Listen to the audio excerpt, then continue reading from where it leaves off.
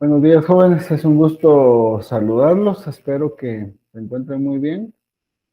Eh, el día de hoy vamos a iniciar en el curso de Ecología Humana, octavo semestre. Estamos en la semana 13. Yo sé que estamos en la primera semana de evaluaciones, pero según calendario, pues esto corresponde a la semana número 13. Para que lo tomen en cuenta, la evaluación que vayan a tener incluye de la semana 7 a la semana 11, ¿verdad? Para que tengan en cuenta, esto que vamos a ver el día de hoy ya corresponde a la evaluación final, ¿no? Entonces, para que ustedes estén en ese entendido y que lo tomemos en cuenta, ¿verdad? Porque la evaluación de ustedes es para el siguiente sábado. Bueno, vamos a dar inicio. Quisiera, digamos, que cuando ustedes tengan una duda, la podamos, si es una duda completa de clase, de algún tema referente a lo que estamos viendo, pues pueden enviar un correo y lo vamos a ir respondiendo, ¿verdad? Conforme dudas, ya sea, si la duda es muy específica, pues la vamos a resolver respondiendo el correo, y si es una duda que pueda aportar a clase, pues lo vamos a hacer eh, de la manera en que podamos compartir para todos eh, el, el- el tema. Vamos a dar inicio. Eh, si hubiera algún inconveniente de sonido o video, me hacen favor de comentar. Eh, Como les decía, ¿verdad? Estamos en la semana 13. El tema de hoy es contaminación. Todo lo que se refiere al concepto contaminación, pero lo vamos a enfocar posteriormente a lo que sucede con la contaminación del agua, que digamos como veníamos tratando ese tema, pero vamos a iniciar hablando un poquito de las generalidades de contaminación y posteriormente todo lo que se refiere al tema de contaminación del agua. Vamos a ver sedimentos, nutrientes, eutróficos o eutrofización, digamos, tratamientos, estrategias de protección, contaminación de las aguas negras, manejo y tratamiento de aguas residuales, contaminación por productos químicos, fuentes de contaminación y qué podemos hacer en el tema de prevención. Esos serían los temas. Es bastante contenido para el día de hoy.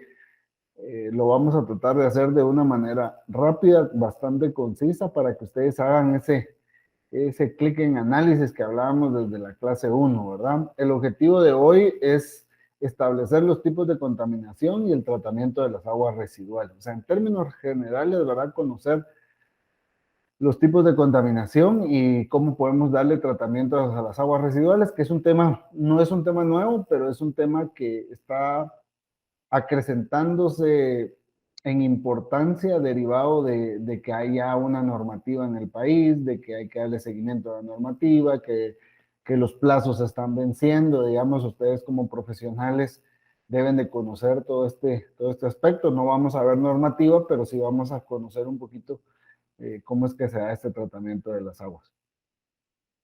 Empezamos con contaminación. Pues les decía yo que la contaminación es cualquier introducción de sustancias o elementos a un medio. ¿Cuáles son los medios? Digamos, por ejemplo, podemos hablar del aire, podemos hablar del agua, podemos hablar de cualquier ecosistema, ¿verdad?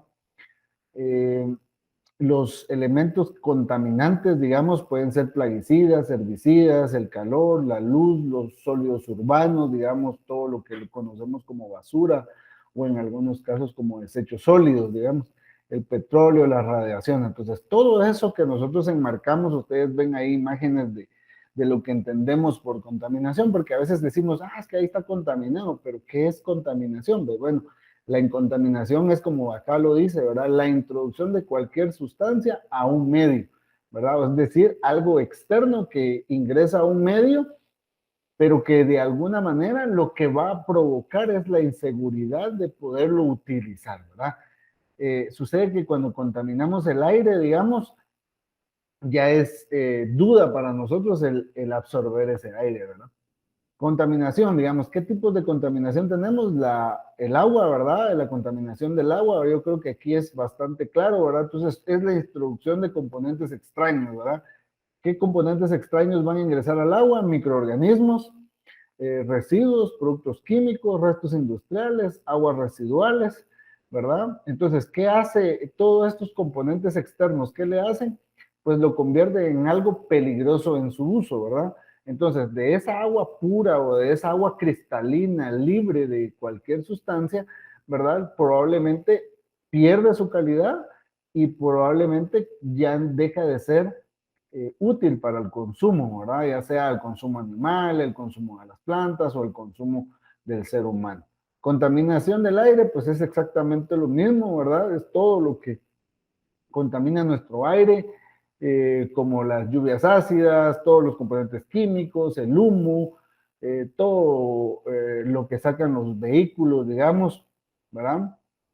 Entonces es lo que les decía yo, ¿verdad? Esa purificación del aire que nosotros ya empezamos a dudar de su calidad en el momento que hablamos de una contaminación.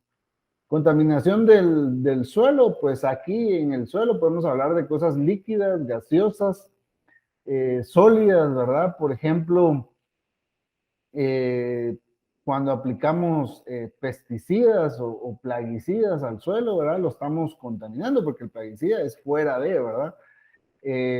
Todo lo que es agua residual que va también al suelo, ¿verdad? Hacemos fosas sépticas, hacemos pozos de absorción, hacemos pozos ciegos, ¿verdad? Todo lo que es basura también, ¿verdad? Que es lo que está llegando a contaminar el suelo. La contaminación acústica, digamos, todo lo que nosotros escuchamos, ¿verdad? Es el exceso de ruido, digamos. Yo sé que como seres humanos todos tenemos, digamos, diferente forma de apreciar el ruido, ¿verdad? Entonces, pero va a ser una contaminación acústica cuando llega a un punto tal que me está deteriorando mi calidad de vida, ¿verdad?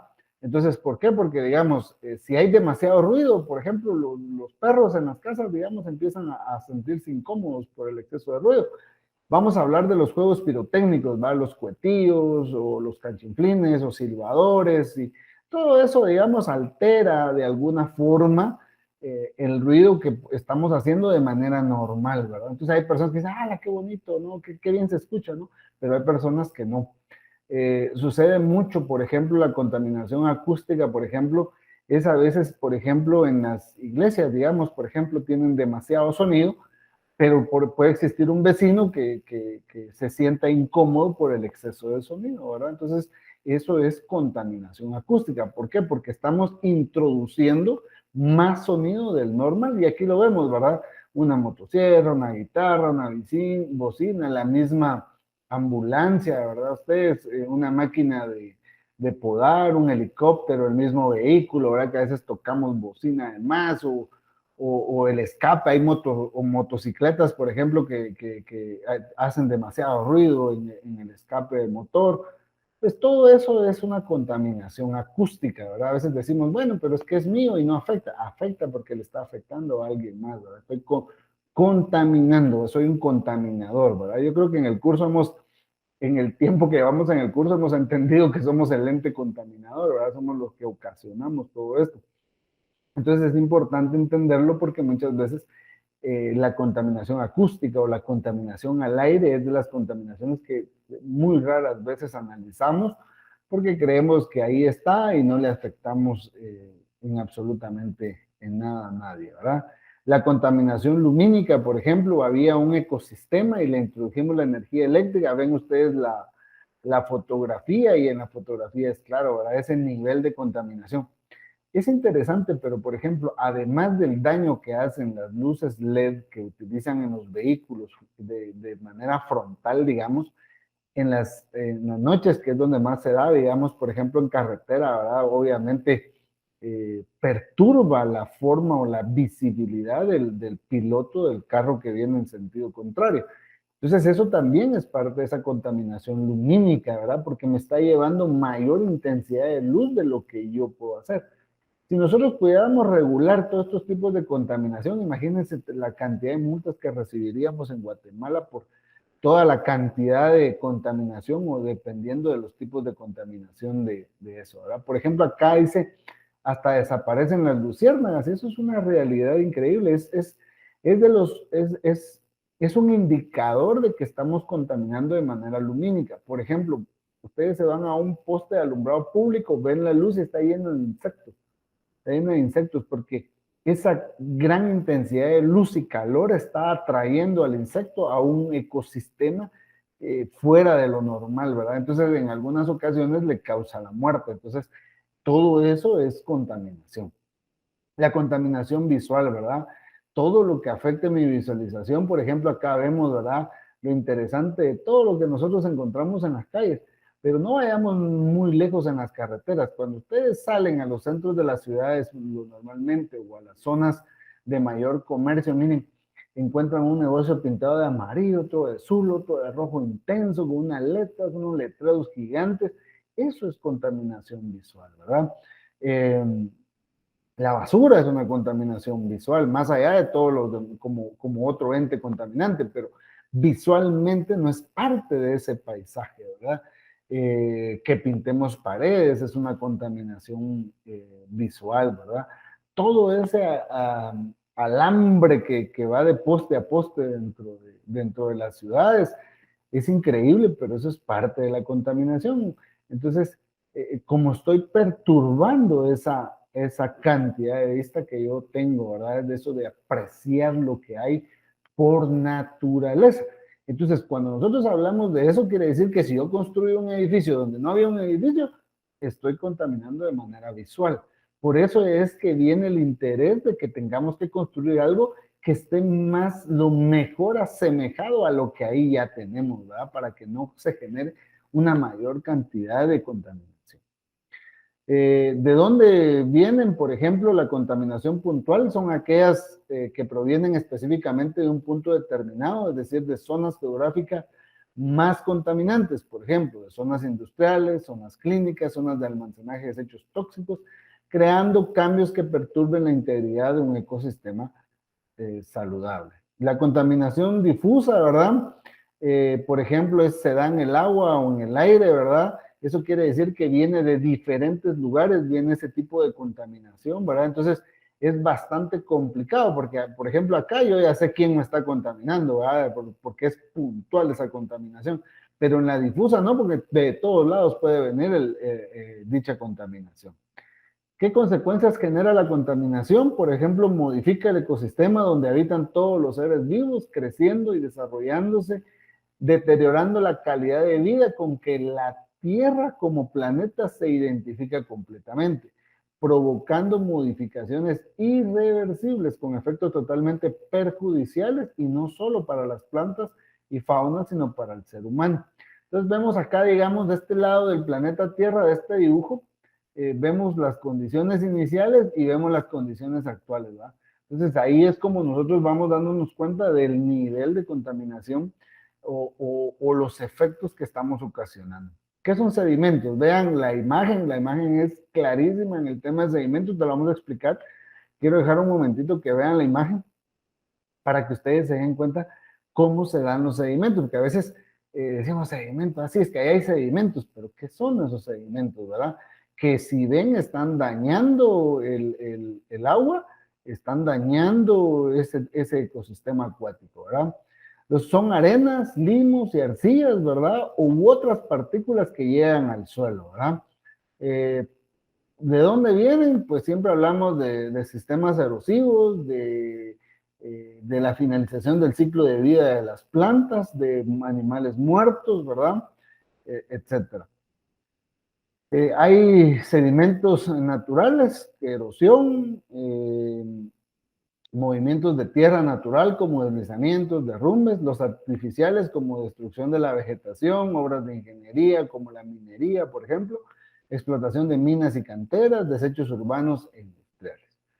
¿Qué problemas nos dan los sedimentos? Digamos, acumulan el desagüe pluvial, lo que aumenta el potencial de inundaciones. Fíjense pues que todo eso al final lo vamos a simplificar el sedimento. El sedimento básicamente es tierra que se va moviendo de un lado a otro y se llega a depositar a un lugar, es decir, llega y se acumula en un lugar.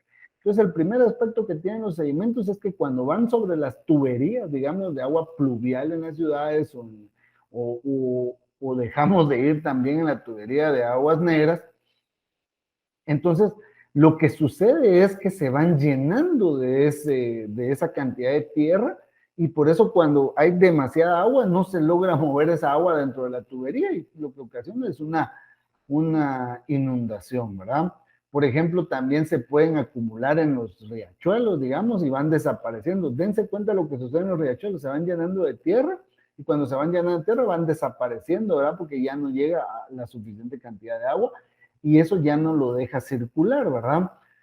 Por ejemplo, en algunas ciudades, por ejemplo, cuando hay demasiada lluvia y la fuente de agua de esa ciudad es un río, por ejemplo, y ese río tiene sedimento, el costo de purificar esa agua es demasiado alto. Entonces lo que a veces se hace es esperar a que sedimente y como sedimentación es que esas partículas de suelo se depositen en el fondo y tomar el agua de la superficie, tratarla y distribuirla, ¿verdad? Ese sería el mecanismo más simple. Pero eso significa que yo dejo de abastecer a las familias de agua durante un tiempo en lo que eso se sedimenta, ¿verdad? Eh, Alteramos con sedimentos, alteramos el caudal del agua, la profundidad, porque se va llenando de tierra. Tenemos el río y lo vamos llenando poco a poco de tierra, y eso lo que nos va a generar, digamos, es la desaparición del río, ¿verdad? Sedimento no cohesivo, por ejemplo, cuando es sedimento no cohesivo es cuando estamos hablando de arenas o limos, ¿verdad? Que son partículas un poco más grandes y el problema que se da con esas partículas es que esas partículas, como son más grandes, el agua se introduce dentro de ellas, entonces es más difícil moverlas. Por eso es que cuando se está sedimentando, no se va yendo eso porque decimos, no, pero si le echamos más agua, entonces se va a llevar ese sedimento. Y no sucede eso porque son partículas gruesas y el agua se va mezclando, ¿verdad? Y luego nuevamente se vuelve a depositar al momento de finalizar esa cantidad. El sedimento cohesivo, estamos hablando de arcillas, ¿verdad? Entonces, ¿qué sucede con la arcilla? No se mete el agua, pero lo que hace es que genera una capa impermeable y todo va pasando por encima, va pasando el agua del sedimento. Entonces, y lo que va quedando, se va quedando de la misma forma hasta que llega un momento en que la tubería totalmente se va a quedar tapada. Y eso lo pueden ustedes ver en los ingresos de los alcantarillados en las calles, ¿verdad? Muchas veces no se hizo un buen desnivel a la construcción de la carretera y entonces lo que sucede es que en las entradas hay bastante sedimento porque ahí se llega a depositar. Y decimos, no, pues en la siguiente lluvia se lava y se va. No sucede eso, sino que pasa por encima de eso. Entonces esto es lo que nosotros vemos, ¿verdad? Entonces aquí tenemos partículas en suspensión dentro del agua. Miren esto, va el árbol flotando, ¿verdad? Tenemos partículas de suelo en suspensión, tenemos partículas que son arrastradas, que es lo que nosotros quisiéramos siempre, pero no sucede. Procesos de rodadura, digamos, de las partículas, procesos de saltación de las partículas. Todo eso va sucediendo para el proceso de sedimentación. Es importante conocer lo que son nutrientes, ¿verdad? Los nutrientes son sustancias químicas que están disueltas en el agua, que está contenida en el suelo. Son 13 elementos minerales. Va a depender de la calidad del sustrato, la calidad de agua y el tipo de planta, ¿verdad? Los nutrientes son absorbidos por los pelos absorbentes radiculares, es decir, por las raíces más pequeñas del sistema radicular de una planta. Tenemos, por ejemplo, los macronutrientes como nitrógeno, fósforo y potasio, digamos, que son en mayor cantidad lo que consumen las plantas. Azufre, magnesio y calcio son los siguientes, digamos, que son los macronutrientes secundarios, ¿verdad? En algunos textos los van a encontrar como ya la parte de los micronutrientes, pero en la actualidad han empezado a darnos cuenta que estos tres elementos son bastante fundamentales también para el consumo de las plantas, ¿verdad? La única forma de saber si falta un nutriente es analizar hojas, tallos y raíces en laboratorio, ¿verdad? ¿Cómo se integran los nutrientes al suelo, verdad?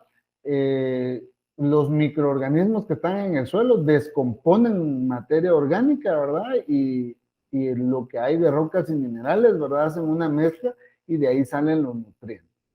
Les hablaba de la eutrofización, por ejemplo, la fotografía bastante clara, es un río, laguna, lo que ustedes quieran, que está desaparecido el espejo de agua, porque por un proceso de eutrofización. Entonces ustedes pueden ver en esta parte que solo donde la persona está caminando se va despejando un poco, ¿verdad? Él hasta en el cuerpo lleva esto, ¿verdad?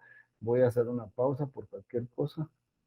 Eh, no sé si todos estamos, ¿sí? Bueno, veo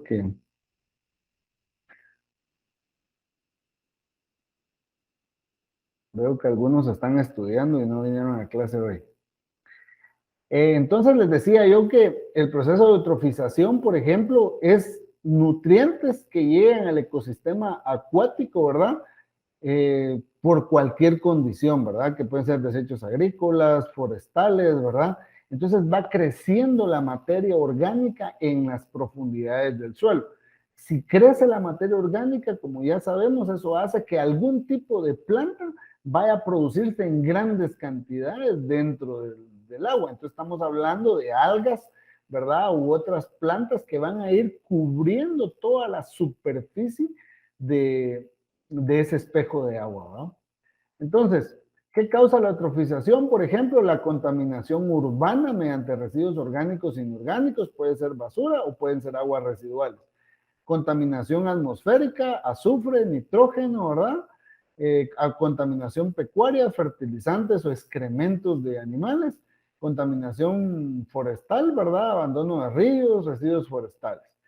¿Qué tratamientos podemos hacer? Aquí vemos en la fotografía diferentes tratamientos, ¿verdad? Tanto por el manejo de los desechos sólidos, digamos, el manejo de plantas y manejo de aguas residuales.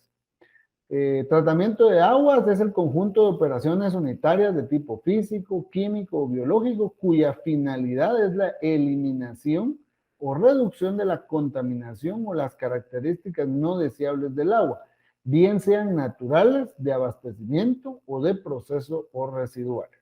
Acá vemos una imagen, por ejemplo, que el ingreso del agua a un tratamiento de aguas residuales es el ingreso del alcantarillado, pasa por su proceso de desarenado, floculación, tamizado, vamos avanzando, ¿verdad? Pasamos por el tema de decantado, vamos por el tratamiento biológico a través de bacterias que pueden ser eh, anaeróbicas o aeróbicas, dependiendo del sistema, ¿verdad? Tratamiento físico-químico, que ya es la aplicación de químicos para la purificación del agua.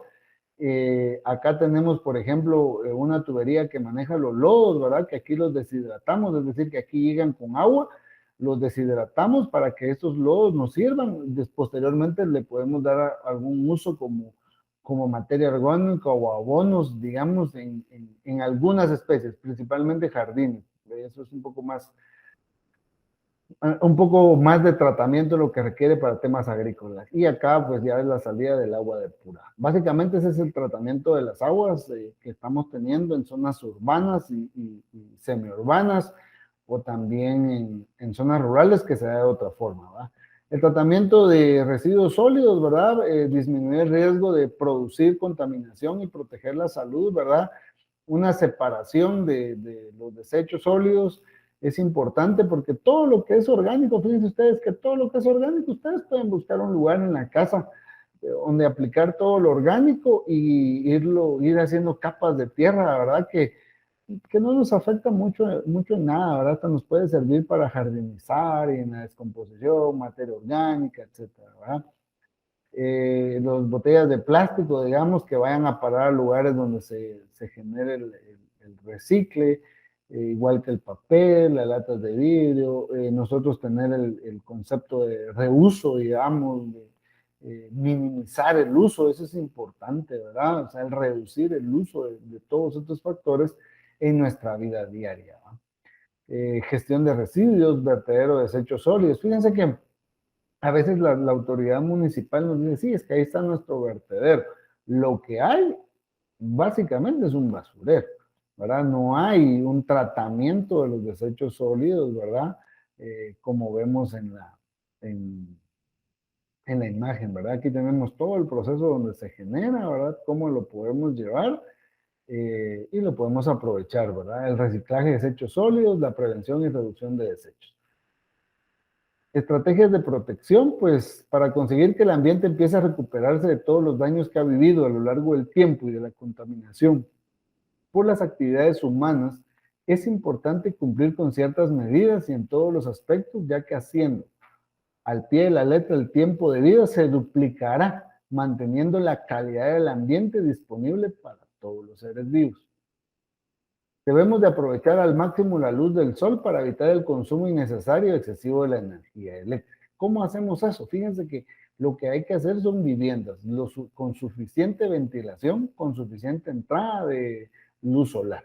A veces hacemos viviendas y construimos ventanas muy pequeñas, ¿verdad? Entonces al final a ciertos lugares de la casa no llega iluminación y siempre tenemos la energía eléctrica encendida, ¿va? Entonces, ¿qué significa eso? Consumo. Y a veces pasamos con un discurso de decir, sí, que yo no contamino, no, nada, ojo con lo que hacemos, ¿no? Manguera para regar plantas o lavar el vehículo, ¿verdad? No quiere decir que no lo hagamos, sino que tenemos que hacerlo con las condiciones. Por ejemplo, para jardines, podemos poner un balde en algún lugar de la casa y el agua de lluvia va a caer ahí, esa misma agua podemos utilizar, o el agua de los canales de la casa, etcétera, dependiendo de cómo tengamos la vivienda. Con el vehículo, pues usar un balde y no estar regando demasiada cantidad de agua. No dejar encendidos artefactos eléctricos que no utilices. Por ejemplo, hay muchos aparatos como los televisores que dejan una luz encendida siempre, ¿no? Y está consumiendo energía, ¿verdad? Utilizar pilas con recarga, ya no estar desechando las pilas, ¿verdad? Si nos podemos ahorrar el consumo de combustibles, ¿verdad? Porque no solo es el consumo de combustibles, cómo se produce ese combustible, toda la contaminación que ejerce en su producción, más lo que estoy contaminando con el uso, ¿verdad? Por ejemplo, en los supermercados ya se ha empezado a aplicar el hecho de que cada quien lleva su bolsa, ya no nos dan bolsas de nylon, que está bien, ¿no? Porque es parte de la colaboración que todos hacemos, ¿verdad? Reciclar, eh, empezar a jardinizar mi vivienda, esa es una acción. Muchos me dicen, mire, pero yo vivo en un apartamento, es muy pequeño, pero ha de tener ventanas donde yo pueda poner una maceta o algo. O sea, empezar a cambiar esa dinámica de que todo sea puramente concreto, ¿verdad? Lo que les decía, los desechos orgánicos, si los que tienen la opción abran o coloquen un espacio de todo lo que consumen de manera orgánica, ¿verdad? Estamos hablando de desechos de alimentos que pueden depositar y le colocan una capa de tierra, ¿verdad? Que para que no se genere moscas o algún otro insecto contaminante, ¿verdad? Sino que van, lo colocan, le ponen una capa de tierra de la misma que tienen ahí y van a ir ustedes viendo cómo eso se va convirtiendo en materia orgánica que les puede servir para las plantas de jardín, ¿verdad? No usar pesticidas en los jardines, ¿verdad? Producir productos naturales, ¿verdad? A veces una mezcla de ají, una mezcla de chile, una mezcla de un poco de detergente, de jabón, ese tipo de mezclas que pueden curar nuestras plantas de manera natural, ¿verdad? Sin tener que acudir a pesticidas. Ustedes pueden ir a un centro comercial ahora y les venden frascos pequeños de pesticidas. El contenido más el frasco, dos tipos de contaminantes que ustedes se pueden ahorrar haciéndolo en casa. Vamos a ver qué son aguas residuales, ¿verdad? Son aquellas aguas de abastecimiento de una población de haber sido impurificada por diversos usos. Quiere decir que el agua residual es el agua que ya usó una población y que la desecha. Ese es el agua residual, ¿verdad? De donde pueden ser aguas grises que provienen de duchas, pilas y lavamanos. Así claramente, ¿verdad? Es un agua gris. Así la conocemos. En su totalidad todas van a ser aguas residuales, pero yo le digo agua gris porque digo, agua no, esto es agua de ducha, esto es agua de pila, esto es agua de lavamanos, agua gris. Agua negra proveniente de migitorios y sanitarios, ¿verdad? Esas son la separación. ¿Cómo se originan? Pues desechos líquidos y sólidos humanos y de animales, desperdicios caseros, corrientes pluviales, infiltraciones de aguas subterráneas, desechos industriales. ¿Eso qué usos tenemos? Miren, pues para hacer alimentos, para limpieza, para higiene, ¿verdad? El tema de industria, ¿verdad? Y el tema de producción de agua de consumo o energía eléctrica. Así para tener una idea de los diversos usos, ¿verdad? ¿Qué volumen se genera, verdad? Varía de acuerdo a la población, a la cultura, a la economía, a la industria o el comercio. En ninguna ciudad se puede decir que se produce la misma cantidad de agua. Cada uno de ustedes, de los más de 100, 200 que hay acá hoy en clase, puede pensar básicamente que de acuerdo a cuánta población hay en su ciudad, qué tipo de cultura tienen, qué tipo de economía se maneja, porque miren, pues, hay ciudades donde cada quien saca su balde o su manguera y se pone a lavar su vehículo, ¿verdad? Pero hay lugares donde dicen, no, tenemos dinero y lo vamos a ir a pagar que nos lo laven, ¿verdad? Entonces, vamos viendo que dependiendo de eso es la economía, ¿verdad? Y de eso va a depender el volumen generado. Entonces, por ejemplo, podemos producir de 160 litros por persona por día, pero también podemos encontrar lugares de 800 litros o más por persona por día. Entonces, vean las grandes cantidades de agua. Imagínense, 800 litros es casi un tinaco de los más pequeños, ¿verdad? Si ustedes quieren pensar cuánta agua. Entonces, pero yo no uso tanta agua, decimos siempre, ¿no? Bien, porque empezamos. Nos levantamos, nos empezamos a lavar, vamos al sanitario y si vamos 2 o 3 veces tempranito al sanitario, vamos desfogando agua, después nos bañamos, tomamos agua para el desayuno, para la preparación de nuestros alimentos, nos queremos cepillar otra vez nuevamente agua y así se va yendo todo el día y hay un grado excesivo de agua. Entonces, 160 litros por habitante por día, imagínense, o en algunos casos 800, ¿verdad? Eh, entonces, ¿qué aspecto tienen las aguas negras? Pues ahí está la fotografía, digamos, para que ustedes vean qué es un agua negra. Creo que el color dice mucho del nombre, ¿verdad? También, ¿verdad? El aspecto de las aguas negras son líquidos turbios que contienen material sólido en suspensión, ¿verdad? Cuando acaban de salir las aguas negras son de color gris y después van generando cambio de olor desagradable.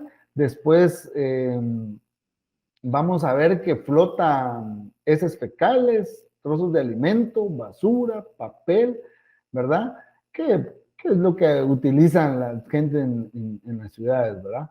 Con el transcurso del tiempo, el color cambia gradualmente a gris oscuro, a negro, desarrollándose un olor ofensivo y desagradable. Y sólidos negros aparecen flotando en la superficie o en todo el líquido.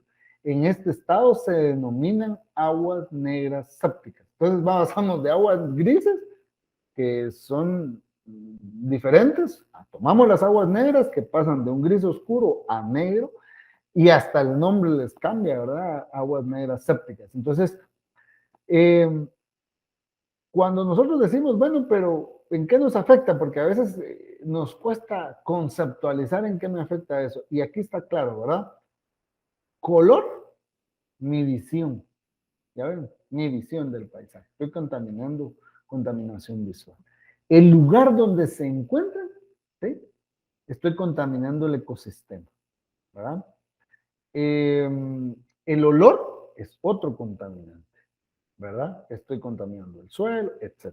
¿Ven cómo sí, en función de lo que empezamos a ver el día de hoy, hasta dónde vamos? ¿Qué características biológicas tienen las aguas negras? Contienen incontables organismos microscópicos vivos, ¿verdad? Puede decirse con razón que ellos son los trabajadores principales de las plantas de tratamiento de aguas negras, ¿verdad? Todos esos microorganismos que pueden descomponer todo esto. ¿Cómo se transportan las aguas utilizadas por la población? Pues a través de un sistema de alcantarillado, el conjunto de conductos cerrados, es decir, tubería, que transporta las aguas residuales, pluviales o ambas provenientes de todo inmueble habitado y las conduce a un sistema de tratamiento adecuado. Solo piensen en lo que ustedes tienen.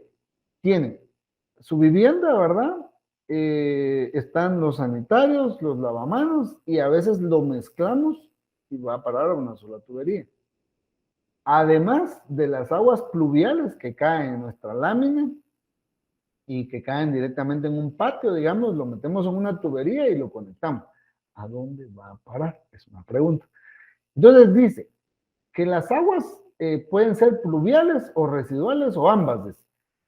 Ambas cuando lo metemos a una misma tubería y lo trasladamos al alcantarillado municipal, ¿verdad? Entonces ahí van ambas. Residuales solo son las de las casas de consumo y que van al alcantarillado. Y las pluviales salen a la calle, que ahí ustedes ven en algunas ciudades, algunas cajas, digamos, que son las que deben de introducir a otra tubería el agua, porque dentro del centro de la calle donde va la tubería hay dos tuberías que deben ser, ¿verdad? En algunas ciudades. ¿No? Tipos de alcantarillado: está el sanitario, el que conduce las aguas negras generadas por una población y que en teoría las debe llevar a una planta de tratamiento. El pluvial, que son las generadas por lluvia, ¿verdad? Calles, patios y techos de vivienda, y que la va a llevar hacia pozos de absorción, zanjas de oxidación, almacenamientos temporales o para un cuerpo superficial permanente o no permanente, que puede ser un riachuelo o un río. Ese es el camino normal, ¿verdad? Entonces, cuando las juntamos, es decir, estos dos tipos de alcantarillado, solo lo juntamos en una sola tubería, o nosotros desde nuestra vivienda lo estamos juntando y estamos haciendo mal el proceso, porque eso es básicamente lo que hacemos, que en nuestra casa hacemos mal el proceso. El alcantarillado combinado, el cual conduce las aguas negras y las aguas pluviales antes descritas, actualmente a nivel nacional este tipo de alcantarillado no es permitido, ¿ven? Pero ya algunas ciudades ya lo tienen así y no lo han cambiado, ¿verdad? Entonces, agua residual es aquella que ha sido utilizada para cualquier uso doméstico, urbano, industrial, agrícola, y aquellas procedentes de la lluvia que llegan a la red de alcantarillado. La falta de plantas de tratamiento para las aguas residuales en las ciudades, en las industrias, hoteles, explotaciones mineras, agrícolas y ganaderas ocasiona grandes desechos de aguas contaminadas que hacen mucho daño al medio ambiente. Entonces ustedes analicen que toda la suma de las aguas de su ciudad donde ustedes viven, ¿a dónde va a parar? Si van a parar directamente al río, pues obviamente no hay ningún tratamiento y el conjunto de todas las viviendas se está contaminando el río. Y a veces lo que hacemos es que río abajo nosotros vamos contentos un fin de semana a nadar, ¿verdad? Ya se imaginarán en qué nadamos. La primera prioridad de demanda de una comunidad del suministro del agua con calidad adecuada y cantidad suficiente. Ya logrado este objetivo, surge otro no menos importante, que consiste en la adecuada eliminación de las aguas ya utilizadas, que se convierten en potenciales vehículos de enfermedades y trastorno medioambiental. Aquí tenemos otra vez la imagen del tratamiento de agua, ¿verdad?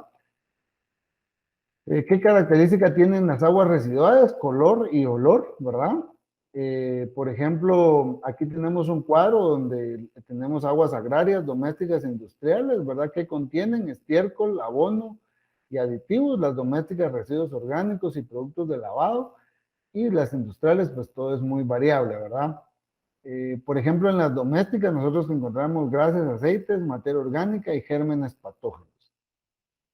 Fuentes que generan aguas residuales se dividen en dos grupos: las fuentes puntuales y las no puntuales. Las puntuales son las aguas residuales domésticas y los efluentes industriales. Las no puntuales son de naturaleza variable, ¿verdad? Se dividen en las corrientes de agua, que no sabemos de dónde se, pueden ser de fuentes urbanas, alcantarillado o alguna cuestión atmosférica o la misma precipitación. ¿Cómo afectan las aguas residuales a la naturaleza? Pues simplemente la cambian de su contenido, es decir, del agua purificada la van modificando básicamente, ¿verdad? Cambian el ecosistema, generan la mortandad de la fauna dentro de ese ecosistema, porque el agua va contaminada, la vamos eutrofizando también el agua, ¿verdad? Vayan viendo cómo donde depositamos el agua contaminada en las ciudades, cada vez se va eutrofizando más rápido, ¿verdad?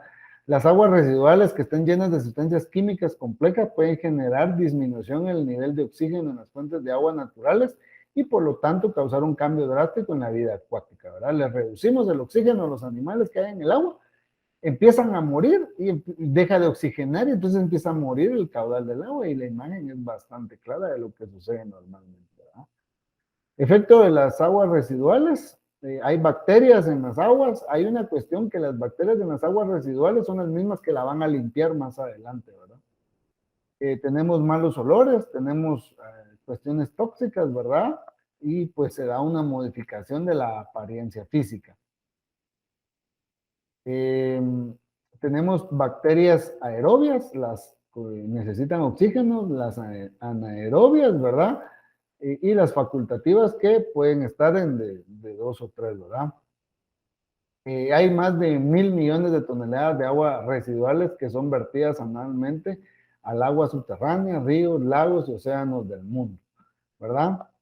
La mayor contaminación se da en países industrializados. Estados Unidos, 2 de cada 5 ríos están totalmente contaminados y no se puede usar. Las plantas purificadoras de agua o manejo de aguas residuales son la esperanza del mundo realmente. Ya no hay otra opción porque lo seguimos contaminando.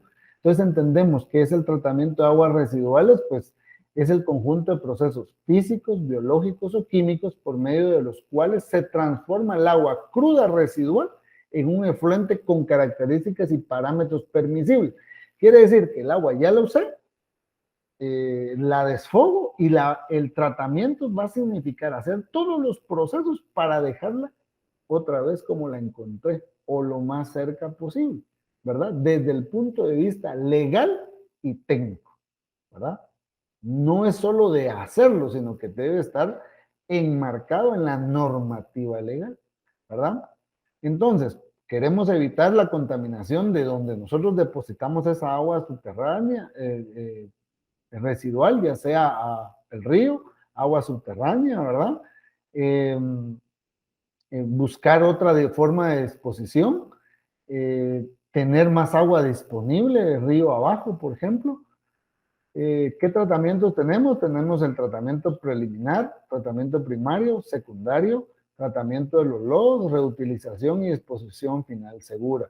¿Qué es el tratamiento preliminar? Sirve para proteger equipos de bombeo si los tienen, para hacer más fáciles los procesos subsecuentes dentro de la planta, para eliminar o separar sólidos orgánicos e inorgánicos pesados y eliminar cantidades excesivas de aceites o grasas. O sea, es decir, que el tratamiento preliminar lo que va a hacer es quitar todo lo que está flotando en el agua, ¿verdad? ¿Qué obras tenemos? Tenemos una trampa de grasas, tenemos rejillas para que ahí se detengan los desechos flotantes, desmenuzadores, molinos o cortadoras y trutadoras donde vamos a deshacer todo lo que hemos sacado, los desarenadores, ¿verdad? Porque todo lo que sedimenta en el lugar, pues lo vamos quitando a través de un desarenador y ya solo va pasando agua al tratamiento primario. Y ahí ven ustedes una imagen de una forma. Hay diversas formas de construir plantas de tratamiento, hay diferentes diseños, ¿verdad? El tratamiento primario es eliminar la mayoría de los sólidos suspendidos en las aguas negras, aproximadamente entre el 40 y 60% en tanques de sedimentación. Consiste en disminuir suficientemente la velocidad de las aguas negras para que puedan sedimentarse los sólidos. Estos dispositivos se les suele distinguir bajo el nombre de tanques de sedimentación. ¿Qué tenemos? Tanques sépticos, tanques IMOF, tanques de sedimentación simple, clarificadores de flujo ascendente. Cuando estos se usan productos químicos, se emplean otras unidades auxiliares que son unidades alimentadores de reactivos, mezcladores y floculadores. Entonces ahí vemos nosotros cómo es que esto funciona, ¿verdad? Entonces lo que hacemos es que le aplicamos un aditivo y lo que hace es que va floculando, es decir, va flotando y va uniendo las partículas floculadoras, que es lo que ustedes ven en la imagen que está flotando, ¿verdad? Esos puntos negros que ustedes ven. El tratamiento secundario depende principalmente de los organismos aerobios o anaerobios o facultativos, dependiendo de la planta de tratamiento. Aquí lo que queremos es que descompongan los sólidos orgánicos, ¿verdad? Hasta convertidos en sólidos inorgánicos o en sólidos orgánicos estables. Es decir, que lo conviertan en materia orgánica, ¿verdad? ¿Qué necesitamos? Filtros goteadores o percoladores con sedimentación, tanques de aireación, lodos activados, aireación por contacto, estanques de estabilización. Entonces aquí los vemos, ¿verdad? Cómo es que funciona y le vamos cayendo y ahí se van quedando. Aquí es una laguna facultativa, ¿verdad? ¿Cómo se puede disponer de las aguas tratadas? Por irrigación consiste en derramar las aguas tratadas sobre la superficie del terreno, lo cual se hace generalmente mediante zanjas o pozos de regadío u oxidación. Es aplicable a pequeños volúmenes de aguas tratadas, nada más este método, ¿verdad? Por irrigación, ¿verdad? Tratamiento de lodos. Los lodos de las aguas negras están constituidos por los sólidos que se eliminan en las unidades de tratamiento primario y secundario junto con el agua que se separa. Entonces estos lodos que van quedando, que son parte también de materia orgánica descompuesta, la podemos usar como materia orgánica, pero principalmente para el tema de manejo de ornamentales, forestales o jardines, no para la producción de alimentos. Tenemos otra vez el tipo de tratamiento, ¿verdad? Que para que ustedes tengan claro cómo es que se da este tratamiento, el proceso de oxidación biológica, relación de aislamiento, el tratamiento anaerobio que se da con microorganismos anaerobios, vamos a producir gas, ¿verdad? Como se encierra el lugar, debe ser un lugar cerrado, se produce gas y podemos quemar ese gas, ¿verdad? Entonces, sistemas naturales, ¿verdad? Que son las lagunas facultativas. El problema de la laguna facultativa es que el grado de contaminación puede contaminar el ambiente. Finalmente tenemos los sumideros para áreas rurales, ¿verdad? Que es económico, el de bajo mantenimiento, se puede construir cerca de las viviendas, evita criadero de zancudos y mosquitos, desventaja, no tiene mucha capacidad, se llenan fácilmente y hay que limpiarlo constantemente las trampas de grasa. Entonces ahí vemos lo que es un sumidero, ¿verdad? Lo venimos, lo traemos hasta acá y aquí tenemos piedra grande, piedra de carbón y piedra de arena, como son las diferentes capas para que vaya absorbiendo, ¿verdad? Entonces aquí tenemos los pasos de construcción, tenemos el lavado, tenemos la abierta de la zanja, la conducción, la aplicación de las piedras de grava, el tapado, ¿verdad? Y vamos colocando toda la arena, es decir, que ahí ya no tenemos contaminación. Una fosa séptica también es otra opción para las áreas rurales, semiurbanas o donde no hay alcantarillado, ¿verdad? Entonces tenemos diferentes plantas de tratamiento que son eso, ¿verdad? Son un tratamiento primario con una mezcla de tratamiento secundario, un pozo de infiltración o una fosa séptica, dependiendo de la complejidad con que lo hagamos, que lo que estamos nada más es contaminando zonas, áreas subterráneas de agua, ¿verdad? Aquí tenemos, por ejemplo, cuando nosotros tenemos la vivienda, la fosa, y también lo podemos distribuir en un sistema de irrigación, ¿verdad? Así es que hoy hemos visto, por ejemplo, todo lo que se refiere a contaminación del agua. Espero que tengamos bastante claro cómo es que se da y pues un gusto haberlos saludado y que tengan un excelente día.